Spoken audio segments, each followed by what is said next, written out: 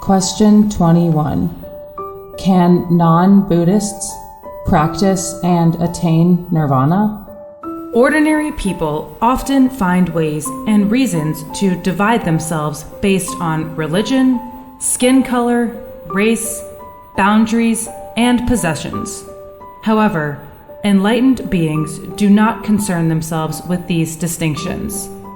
They only differentiate between those who are virtuous and those who lack virtue. If we are virtuous, no matter what religion we belong to, the enlightened beings will hold us in high regard. The enlightened ones are pleased when a Buddhist reveres Jesus, and equally pleased when a Christian reveres the Buddha. Truth transcends all boundaries and is not hindered by labels. If a Buddhist practiced incorrectly, they will not achieve any results. Conversely, if a non-Buddhist practiced correctly, they can still achieve enlightenment. Question 22. What is the right way to practice, and what is the wrong way? The path of spiritual practice in Buddhism is an extensive, detailed, and meticulous system of doctrines. It begins with having the right understanding of everything, followed by a challenging practice that progresses from shallow to deep, from small to large, from near to far, requiring practitioners to prepare themselves mentally to follow this path over many lifetimes. If one rushes into practice without fully understanding the principles and the path, they are likely to practice incorrectly. The first step is to gain a precise understanding of the teachings, Dharma, and the path itself. To achieve the right and complete understanding, one must pray to meet a true and wise master and find the most authentic materials of Dharma. Since we ourselves do not yet have the wisdom to discern who is a truly wise master or which texts are authentic, we must humbly pray for divine beings' guidance rather than arrogantly assume that we can judge which master is right or wrong, as all masters may sound convincing. Master in Buddhism refers to a highly advanced practitioner who has attained deep insight, wisdom, and realization of the Dharma, Buddha's teachings, and is capable of guiding others on the path to enlightenment. Question 23. What is the right initial understanding of the Dharma? The initial understanding of the Dharma must be thorough and profound, focusing on the Four Noble Truths. These truths are considered the declaration of Buddhism, which is great and profound. Therefore, it can be very challenging to understand. Despite that difficulty, we must strive to comprehend it to begin our spiritual practice, which spans many lifetimes. The Four Noble Truths consist of the following: the truth of suffering, dukkha, the truth about the inherent nature of suffering in all beings and life itself, the truth of the cause of suffering, samudaya, the truth about the origins of suffering and what causes suffering that pervades all aspects of life, the truth of the cessation of suffering, nirodha, the truth about nirvana, the state of absolute enlightenment and extraordinary liberation free from suffering and rebirth, which is the ultimate goal of Buddhist practice. The truth of the path leading to the cessation of suffering, magga. The truth about the path to the transcendent nirvana, which includes the Noble Eightfold Path. After meditating in the immovable lotus position for 49 days and nights in the forest of Uruvela, the Buddha attained supreme enlightenment. He then sought out the group of 5 ascetics led by Kondana, who were residing at the Deer Park, Sarnath, near Benares, to join them. There, he delivered his first sermon on the Four Noble Truths, marking the beginning of all Buddhist teachings and representing the fundamental truth of the universe. The truths seen through the Buddha's enlightened wisdom are not easy to understand. However, if we wish to practice correctly, we must grasp these 4 noble truths. Question 24. What is the truth of suffering? Dukkha. The truth of suffering, dukkha, refers to the fact of suffering. The universe is governed by many laws and principles related to physics, chemistry, mathematics, biology, and other fields. However, when it comes to sentient beings, those with consciousness, all inevitably face the harsh fact that all beings suffer in one way or another. We might feel that we are okay and not sense any suffering, much like an ant foraging for food, a fish swimming in the water, or a worm burrowing underground, all seemingly without suffering. This is because we have become accustomed to suffering, accepting it as part of life and enduring it to survive. However, those in the higher realm can see our suffering, just as we see insects and animals struggling to survive and feel compassion for them. Enlightened ones, such as the Arahants, who have achieved absolute liberation, see clearly that all beings struggle and suffer, constantly striving to live, just to eventually die, which seems ultimately meaningless. If someone has a virtuous heart and lives selflessly, serving and caring for others, even though their life is still suffering, it carries more meaning. Conversely, those who live selfishly only add to their suffering. The Buddha summarized suffering into 8 types. The suffering of unfulfilled desires. Beings continually seek but never fully attain their wishes. The suffering of separation from loved ones. We are parted from the people or things we love, since nothing in this world stays together forever. The suffering of encountering the unpleasant. Annoying and hated things follow us persistently. The suffering of birth. Life itself is a difficult journey. The suffering of aging. The decay and decline caused by aging are challenging. The suffering of illness. Physical ailments cause numerous troubles that no one can avoid. The suffering of death. The end of life brings pain, loss, separation, and regret. The suffering of mental disturbance. Mental turmoil is extremely distressing. Occasionally, we may experience success and good luck, making us feel happy. These fleeting joys are the good karmic results of our past virtuous deeds. But when the blessing runs out, suffering returns.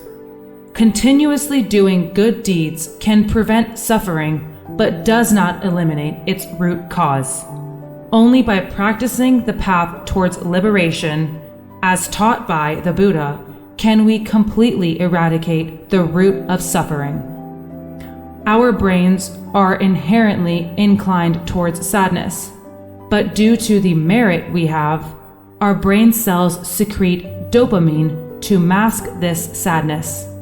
When they stop secreting dopamine, we will fall into inescapable sadness or depression. Our body is naturally inclined to pain, as muscles and joints constantly exert pressure on each other, causing discomfort. Due to our merit, the body's cells secrete endorphins to mask the pain. Without merit, endorphins cease being produced. Then the body becomes filled with pain. The suffering of sentient beings is endless, reflecting the nature of life itself. Question 25. What is the truth of the origin of suffering? Samudaya.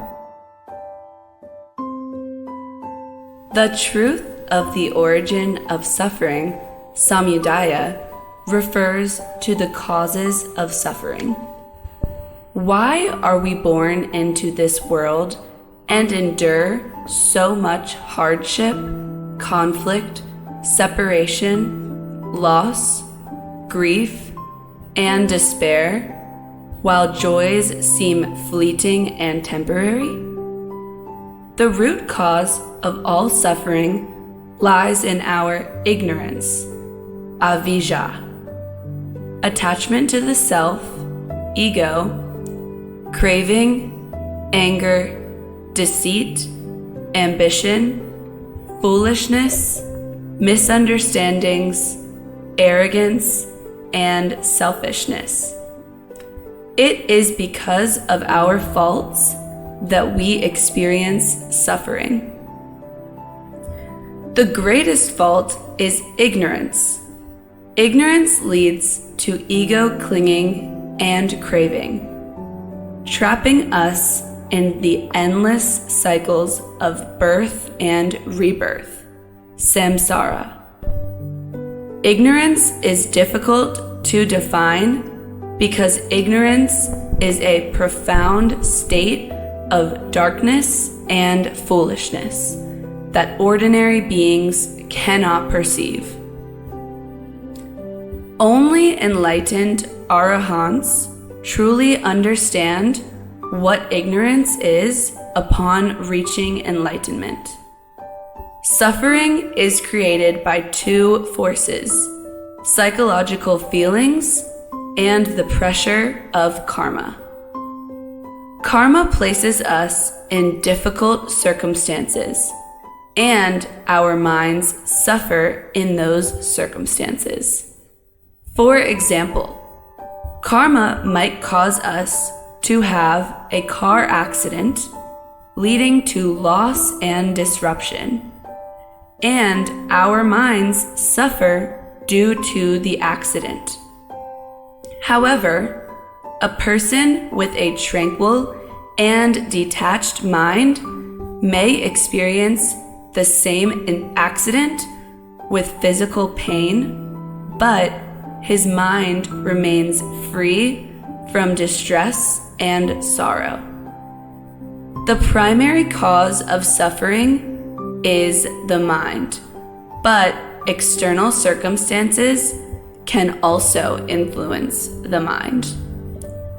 When our minds are filled with ignorance, ego clinging, and desire, we cannot control our emotions when facing difficult situations.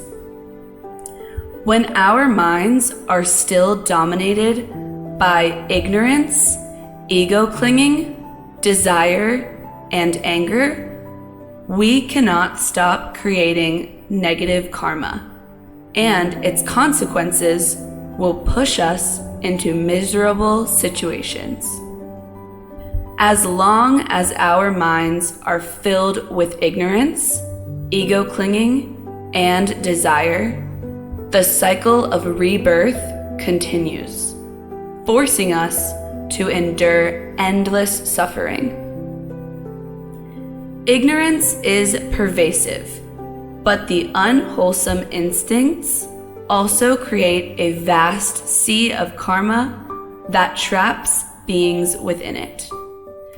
Beings have harmed, stolen, bound, slandered, deceived, betrayed each other, disrespected the noble saints, idolized the unrighteous, wasted food and water, neglected those in need, looked down on the less fortunate, arrogantly considered themselves superior, and acted irresponsibly toward those around them.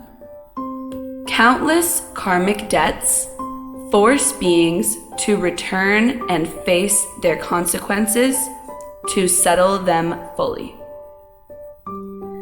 There is even karma that causes beings to be reborn as insects or worms with little hope of regaining human form, making the path to enlightenment seem hopeless. Occasionally, through learning moral teachings, beings create good karma, helping one another, and this merit offers them more choices in life, making their living more comfortable. However, as long as ignorance persists, negative karma is always lurking. Just a slight misstep creates negative karma, leading to further suffering. Ignorance and unwholesome instincts, fetters, are ever present, while virtue requires cultivation, maintenance, and effort, yet is easily lost. Suffering is difficult to eliminate because its causes, ignorance, ego attachment, and craving, are constantly present. Question 26. What is the truth of the cessation of suffering? Nirodha.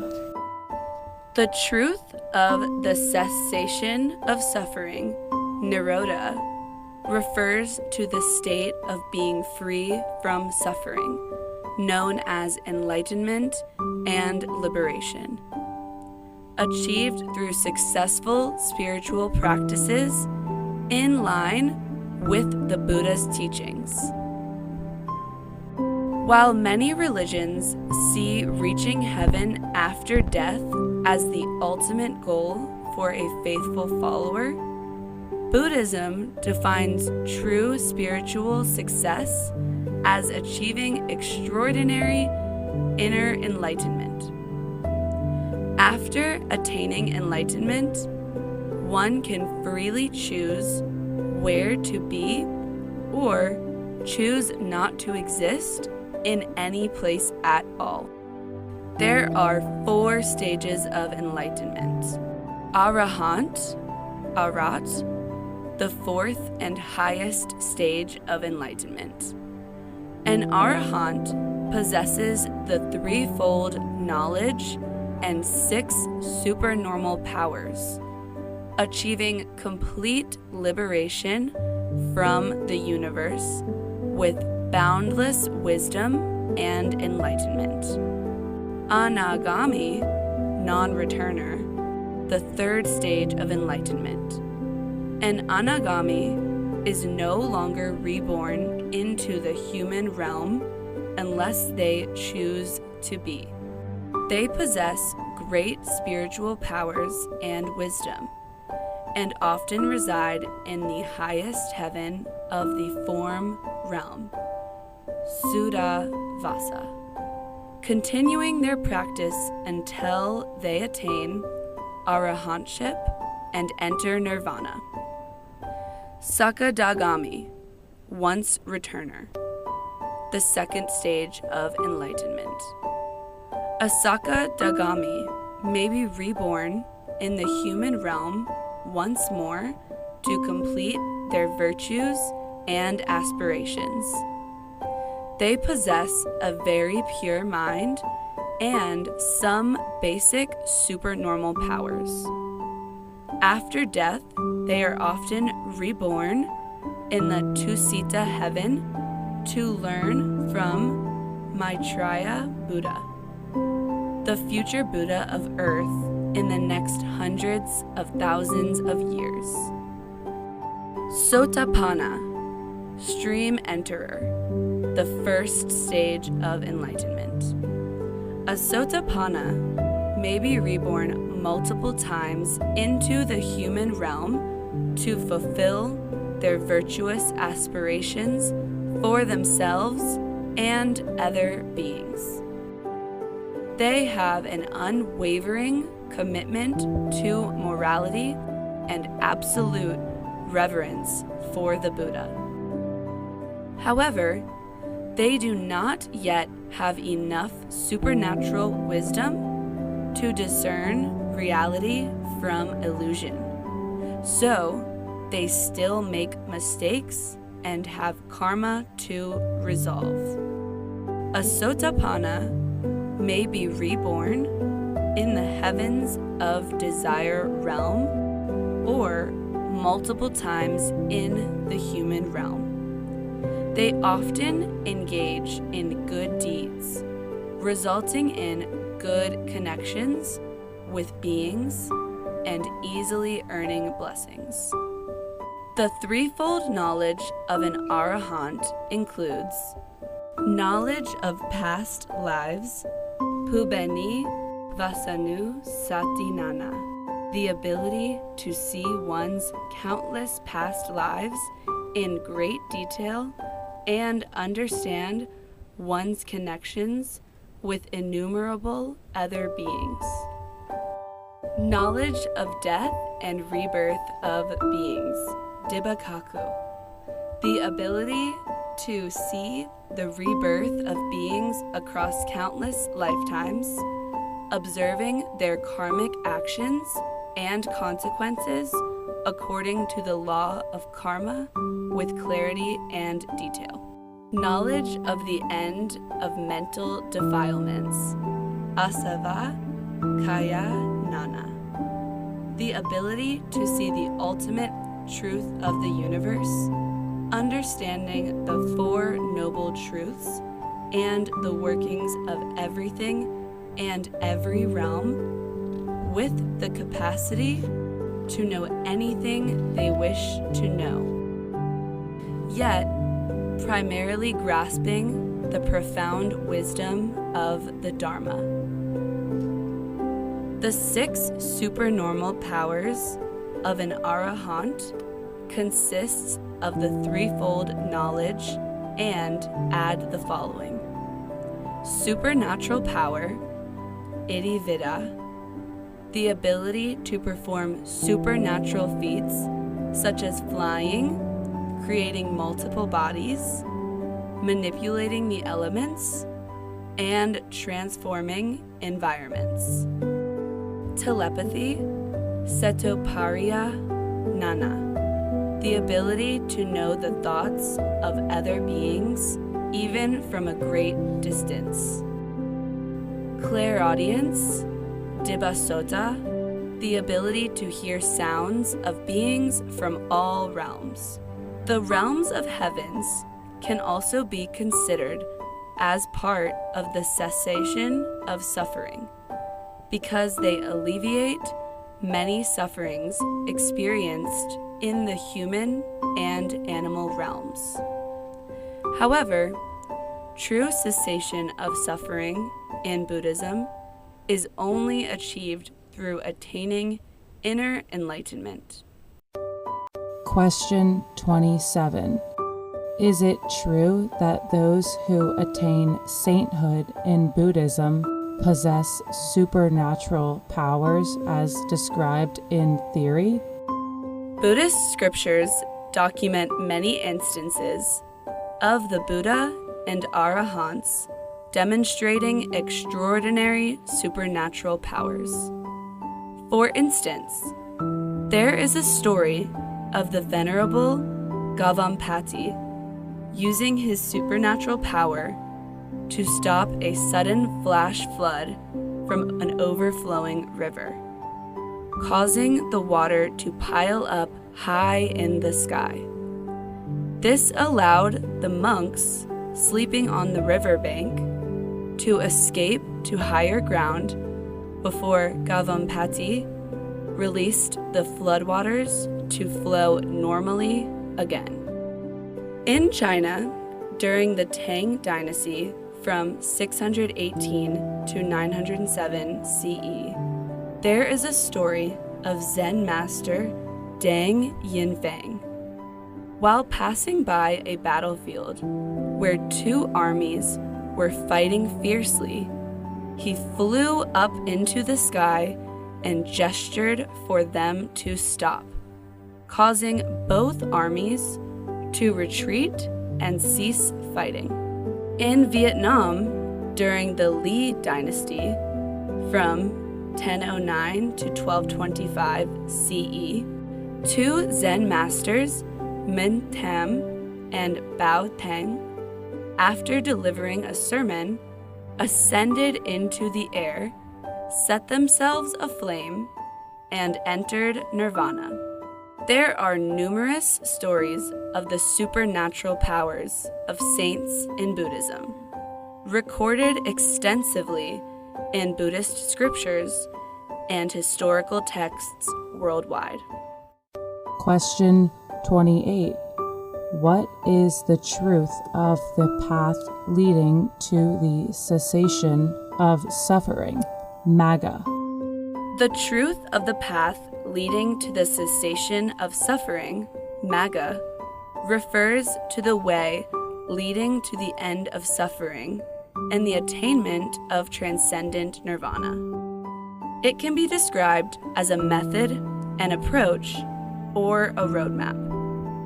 The truth of the path is a comprehensive system of practice in Buddhism, vast, perfect, thorough, and detailed, encompassing a long journey from basic to advanced stages.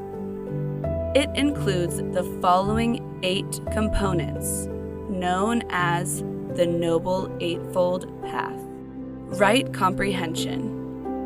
Understanding Buddhist doctrines for practice correctly is crucial, because misunderstanding or holding wrong views leads to erroneous practices, making practitioners stray from the right path, resulting in wrongdoing and more suffering.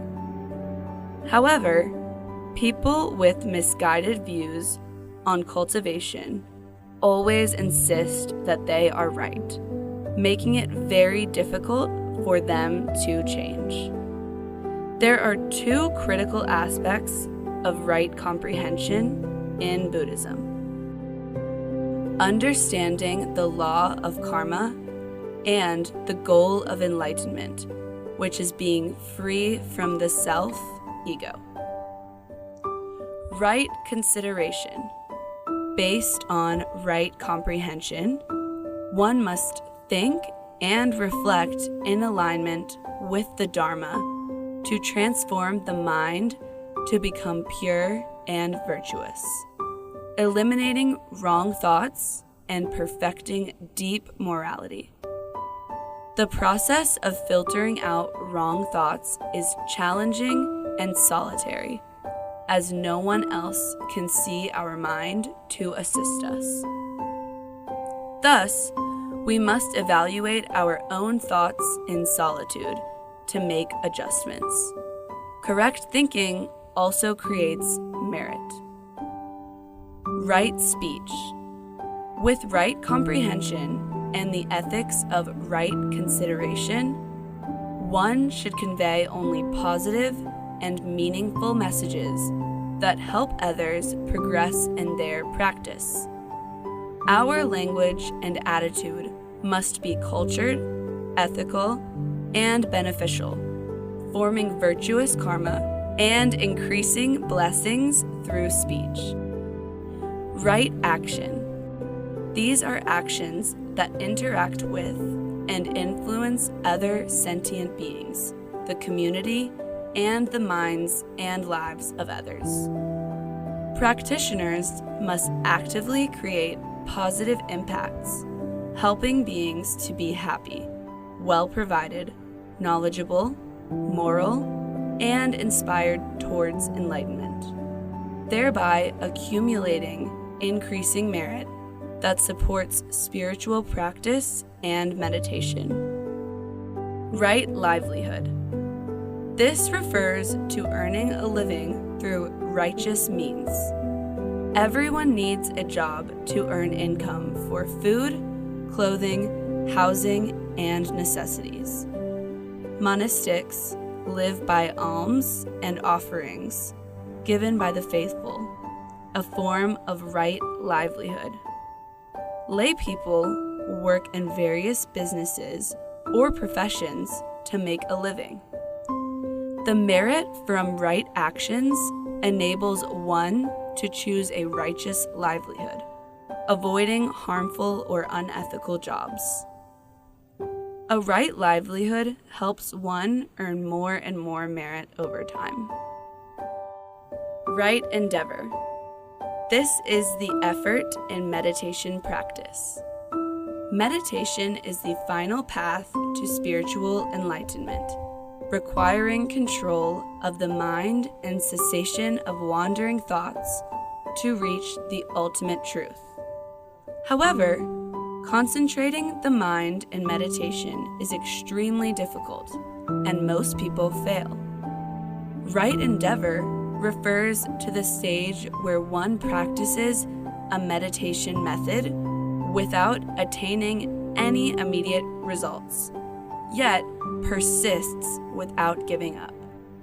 The term right also implies the correctness of meditation methods, as many unknowingly practice incorrect meditation methods.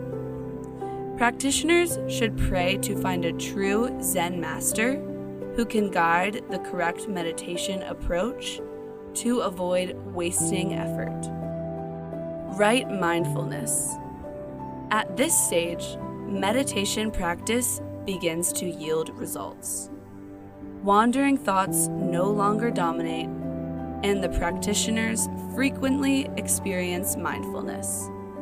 This stage is not yet extraordinary, as the mind remains flawed and still prone to faults. But mindfulness serves as a guiding light. The term right in this stage indicates that practitioners must understand that even with mindfulness, they remain flawed and must continue to practice diligently without becoming complacent or relaxed, which could lead to regression. Mindfulness can also give practitioners additional motivation to continue their spiritual practice. Right ecstasy. At this stage, a conscious effort is no longer needed to focus the mind, as the mind naturally abides in tranquility. There are 4 levels of right ecstasy: first jhana, second jhana, third jhana, and fourth jhana. These indicate different depths of tranquility. Though the mind is tranquil, depth varies, and not all tranquil states of mind are the same. In daily life, practitioners maintain mindfulness, right mindfulness, and enter deeper meditative states whenever they want. In the third jhana, one delves into the subconscious, understanding the automatic nervous system's secret workings. In the fourth jhana, one perceives the universe's profound nature, far beyond scientific understanding. The Noble Eightfold Path is an extensive system of practice requiring many lifetimes for a being to be able to attain liberation and enlightenment in nirvana. Question 29. Can you explain further why the right comprehension, specifically understanding the law of karma, is so important?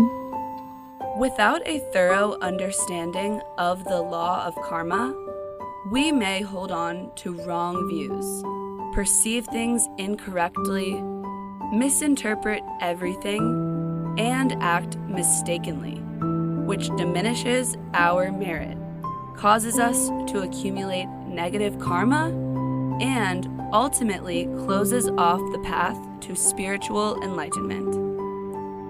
For example, if we see a practitioner living in solitude and diligently meditating, achieving spiritual results, we might conclude that solitude led to their success in practice.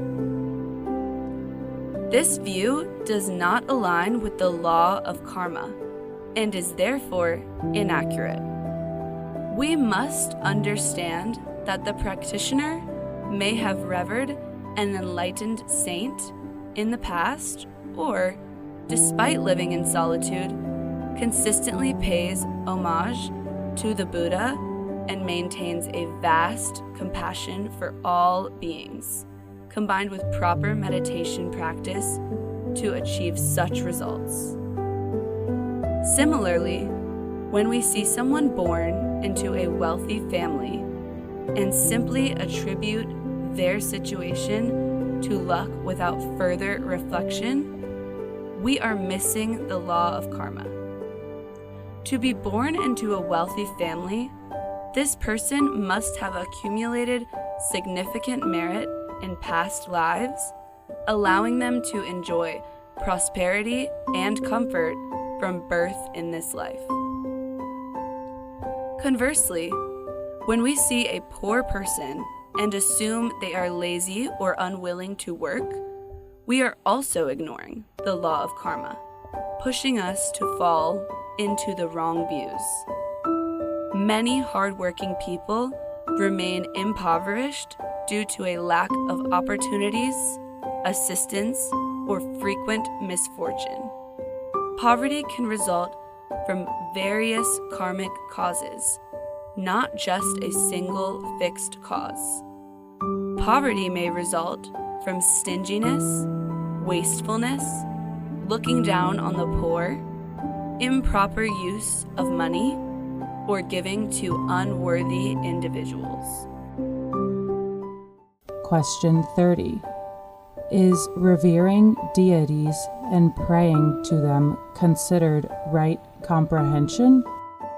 Actually, most deities introduced by various religions are mythical characters without a historical basis. The characteristics of these deities depend on the understanding of those who introduce them. If the introducer has a profound understanding, they will describe the deity as sublime. If their understanding is shallow, the deity will be described in simpler terms. The key factor determining whether praying to a deity aligns with the right comprehension is the fairness of that deity. If the deity rewards and punishes justly according to the law of karma, then praying to them is considered right comprehension. In contrast, if the deity does not adhere to fairness and instead favors those who lavish him with flattery and offerings, then praying to them becomes a misguided belief.